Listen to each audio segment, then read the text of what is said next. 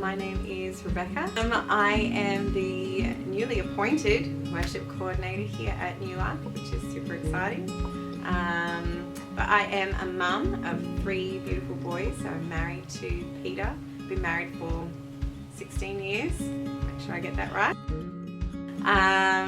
And yeah, I suppose I love Jesus and I want to see his kingdom kind of spread, so that's why I'm here in this role. That's why I'm a mum as well, and I suppose that's who I am in a nutshell. So one of my giftings is obviously teaching, and I knew that from fairly young. I was a teacher, a high school teacher, teaching English. I was trained in English and drama, but then once I got out in the big wide world, I only ever got to teach English, but that was great. I loved it. It was a really awesome period in my life getting to teach that. And then once I had Levi, so my eldest, I went to Griffith Uni, and I have been tutoring and lecturing there in literacy and numeracy for 9 years now. So I still do a little bit there, but more marking now while I'm doing worship coordinator. Another gifting is singing. It was something I grew up doing. Like, Mum and Dad tell stories of when I was 2 or 3, like I could talk pretty early on. They said they would kind of stand in awe as I would walk around the house just singing songs of worship, songs that I was making up, like just prophesying in the spirit. And they just said it was just amazing, just that my heart was just for God from such a young age, and that it came out in singing. So I pursued that for my whole kind of adolescence and everything. Music was everything. I sang everywhere. I was in every choir. I was in every musical. It was who I was. I kind of found my identity in that. When I was about 19, some things kind of fell apart in my world, and it was kind of like I became too scared to do it anymore, and it was the one thing I don't want anything to do with it anymore. I was just my identity was broken at that time. I gave it up. Like, I actually walked away from it, and I knew it was wrong. It's kind of like I had that yearning in my spirit that it was something that I knew I really wanted to do. Yeah, I couldn't sing. There was actually years that I did not sing at all. It was actually really hard because I felt like I lost part of myself. And I can look back now and see that God was doing some beautiful things in me that would never have happened if I didn't have that time.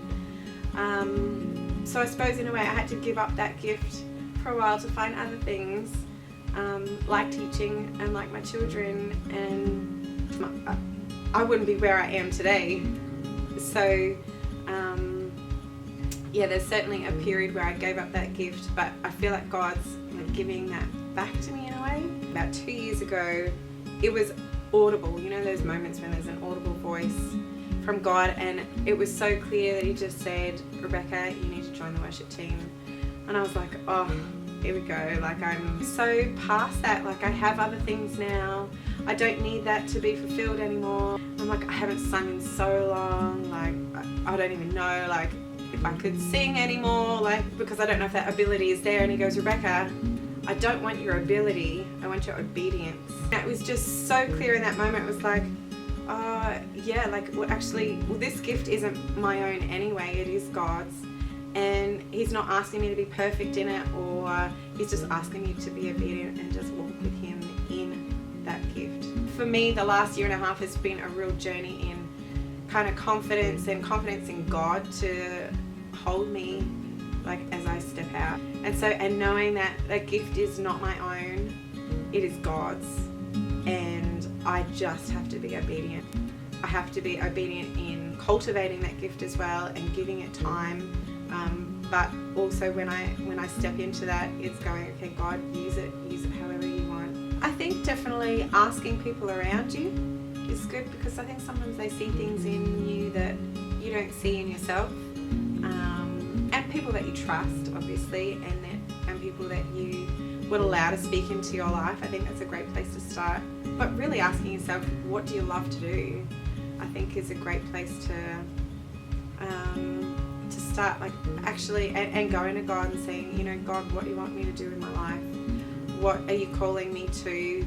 I suppose that kind of sums up both kind of points I was trying to make, like having friends who you know can speak into your life and speak truth, and see things in you that you can't see yourself, but then also go back to, well, my gifting is what I really love to do, and it's what God has kind of put inside me that just needs to come out.